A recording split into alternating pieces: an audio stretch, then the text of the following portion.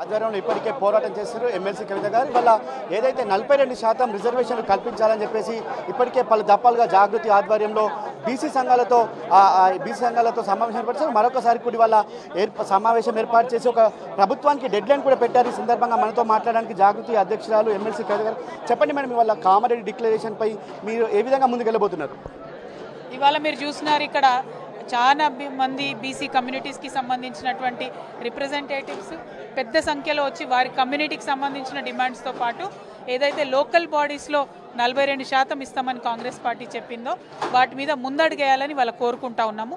BC dedicated commission ద్వారా ఏదైతే report ఈ 30 తారీఖు నాడు రాబోతా ఉందో అది వచ్చిన తర్వాత బీసీల జనగణన బీసీల సంఖ్య ఎంత ఉందో అని తెలిసిన తర్వాత న్యాయబద్ధమైనటువంటి రిజర్వేషన్ పర్సంటేజ్ కూడా అప్పుడు డిసైడ్ చేయాలనేటటువంటి డిమాండ్నే మన ఇక్కడ ఉన్నటువంటి పెద్దవాళ్ళందరూ కూడా చెప్పడం జరిగింది. కాబట్టి మేము కూడా అదే డిమాండ్ చేస్తూ ఉన్నాము.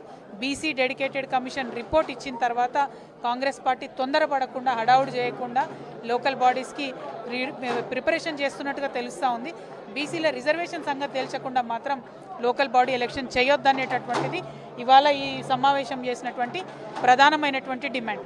వల్ల చూసుకుంటే చాలా అంశాలు కూడా ప్రస్తావనకు తీసుకొచ్చారు. గత బీఆర్ఎస్ హయాంలో ఆత్మగౌరవ భవనాలు కావచ్చు, ఆనాడు నాయి బ్రాహ్మణులకు సంబంధించిన సబ్సిడీ కరెంట్ కావచ్చు, వాళ్ళు అవన్నీ కూడా ఇవ్వట్లేదని చెప్తున్నారు. దీనిపై భవిష్యత్తులో ఎలాంటి కార్యాచరణ ప్రకటించబోతుంది? ఈ 2 అంశాలే కాదు, దాదాపు బీసీలకు సంబంధించి 130 కులాలు ఉంటే అందులో ఎంబీసీలు కావచ్చు, డిఎన్టీ తెగలకు సంబంధించిన సంచార జాతుల వాళ్ళు కావచ్చు, బీసీలో ఇంక్లూడ్ అయిన క్రిస్టియన్కి సంబంధించినటువంటి కమ్యూనిటీస్ కావచ్చు, ముస్లిం కమ్యూనిటీస్ కావచ్చు, అందరూ కూడా అంతకుముందు కేసీఆర్ గారు చేసినటువంటి పనులు ఇప్పుడు ఈ ప్రభుత్వం నిలిపివేయడాన్ని తీవ్రంగా నిరసించారు. ఎందుకంటే ప్రభుత్వాలు మారచ్చు కానీ ప్రజలు మారరు, ఇమీడియట్గా వాళ్ళ కష్టాలు తీరవు. సో చేస్తున్నటువంటి మంచి పనులు కొనసాగించాలనేటటువంటి డిమాండ్ మాత్రం ప్రతి ఒక్కరు కూడా చేస్తూ ఉన్నారు. సో ఆ డిమాండ్నే ఇవాళ ఇక్కడ ఉన్న వాళ్ళందరూ కూడా వినిపించినారు. కేసీఆర్ గారు ఆత్మగౌరవ భవనాలు ఇచ్చి నిధులు ఇస్తే వీళ్ళు రాగానే ఆపేయడం, కేసీఆర్ గారు గొర్రెల పంపిణీ కోసం కార్యక్రమాలు చేస్తే వీరు రాగానే డీడీలు వెనక్కియడం, కేసీఆర్ గారు చేప పిల్లల్ని ఇస్తే వీళ్ళు నాణ్యత లేని చేప పిల్లల్ని ఇవాళ పంపిణీ చేయడం, ఇటువంటి అంశాల పట్ల ప్రజలు బాధతో ఉన్నారని ఇక్కడ ప్రతి ఒక్కరు కూడా చెప్పడం జరిగింది. కాబట్టి ఆ బాధలన్నీ కూడా తీర్చే విధంగా ప్రభుత్వం నుంచి బీసీలను ఆదుకునే విధంగా స్కీమ్లని కూడా కొనసాగించాలని మేము డిమాండ్ చేస్తాం. సర్వే ఇవాళ ఏదైతే ప్రభుత్వం గొప్పగా చెప్తున్న సర్వే దాదాపు 90% అయిందని చెప్పారు. కానీ ఇక్కడికి వచ్చిన చాలామంది కూడా మా ఇంటికి రాలేదని చాలామంది చెప్పిన పరిస్థితి ఉంది. ఆ సర్వే పైన మీ కామెంట్? డెఫినెట్గా అండి, సర్వే సమగ్రంగా జరగాలని మేము కోరినాం.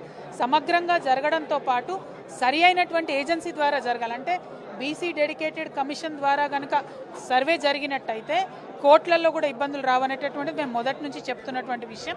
సో ఇప్పుడు ఆ సర్వే సంపూర్ణంగా జరిగిందా, జరిగినటువంటి సర్వే మొత్తం కంప్యూటర్లకు ఎక్కించిండ్రా, ప్రతి ఒక్కరి వివరాలు నమోదు సరిగ్గా చేసిండ్రా, వారి కులాల వారీగా చేసిండ్రా అనేటటువంటి ప్రశ్న ఇప్పుడు ప్రతి ఒక్కరి మనసులో కూడా ఉన్నటువంటి విషయం. దాని మీద ఖచ్చితంగా ప్రశ్నలు ఉన్నాయి. ప్రభుత్వం పారదర్శకంగా ఎట్లా అయితే డేటా వచ్చిందో అది చెప్పాలి, చెప్పిన తర్వాతనే ముందుకెళ్లాలనేటటువంటిది డిమాండ్ చేస్తుంది. 30వ తారీఖు నాడు క్యాబినెట్ సమావేశం కూడా ఉంది. స్థానిక సమస్యలకు కూడా ఒక అడుగు వేసే ఆలోచనలో ప్రభుత్వం ఉంది. ఈ నేపథ్యంలో మీరు ఎలాంటి డెడ్లైన్ ప్రభుత్వం ముందు పెట్టున్నారు? ఒక అంశం ఏంటంటే అండి, స్థానిక సంస్థలు పెట్టడానికి తొందర ఏమున్నది? ఇప్పుడు ఆల్రెడీ సర్పంచ్ల బిల్లులు పెండింగ్లు ఉన్నది, ₹1 ఇవ్వలేదు. అక్కడ నుంచి సెంట్రల్ నుంచి ఫైనాన్స్ కమిషన్కి వచ్చిన నిధులు విధిలించారు తప్పితే రాష్ట్ర ప్రభుత్వం నుంచి ఇవ్వాల్సినటువంటిది ఏమి ఇవ్వలేదు. ఆనాడు పల్లె ప్రగతి పేర్లతో మనం మొత్తం ప్రతి పల్లెలో చేసుకున్నటువంటి అభివృద్ధి మొత్తం ఇలా నిలిచిపోయింది. పల్లెలకు ₹1 ఇస్తలేరు. మీరు ₹1 ఇవ్వనప్పుడు మీకు స్థానిక సంస్థలు పెట్టాల్సినటువంటి తొందర ఏమున్నది? స్థానిక సంస్థలు మీరు పెట్టాలనుకుంటే ముందు బీసీల వాటా తేల్చండి. ఎస్సీ ఎస్టీలకు ఉండేటటువంటి వాటా రాజ్యాంగంలో చక్కగా రక్షించబడింది. సో వాళ్ళ వాటా వాళ్ళకు ఉంటుంది. కానీ బీసీల వాటా తేల్చండి, మహిళల వాటా తేల్చండి. తేల్చిన తర్వాత మీరు ఎన్నికలు పోండి మేము చెప్తా ఉన్నాం. పోయిన తర్వాత అన్నా సరిగ్గా పల్లెలకు రావాల్సినటువంటి పైసలు పల్లెలకు వచ్చే విధంగా ఈ ప్రభుత్వం చేయాలని చెప్పి డిమాండ్ చేస్తాం. వల్ల ఏదేమైనప్పటికీ బీసీ సంఘాలతో సమావేశం ఏదైతే ఒక డెడ్ లైన్ పెట్టారో ఇవాళ క్యాబినెట్ సమావేశంలో కావచ్చు, ఏదైతే కామారెడ్డి డిక్లరేషన్ ఖచ్చితంగా అమలు చేసి తీరాలే, లేని పక్షంలో ఇవాళ స్థానిక సంస్థల ఎన్నికలకు ఏం తొందర వచ్చింది, స్థానిక సంస్థలకు సంబంధించి ఇప్పుడు సర్పంచులకు పెండింగ్ బిల్లు ఉన్నాయి, ఆ పెండింగ్ బిల్లు క్లియర్ చేయాలి. వాళ్ళ 15th ఫైనాన్స్ కమిషన్ సంబంధించి నిధులు కూడా ఇంకా రాని పక్షంలో ఇవాళ స్థానిక సంస్థలకు ఇంత అడావిడి ఎందుకని చెప్పేసి కూడా బీఆర్ఎస్ ఎమ్మెల్సీ కవిత డిమాండ్ చేస్తున్న పరిస్థితి. కెమెరామెన్ మధుతో లివిల్ రెడ్డి, టీ న్యూస్, హైదరాబాద్.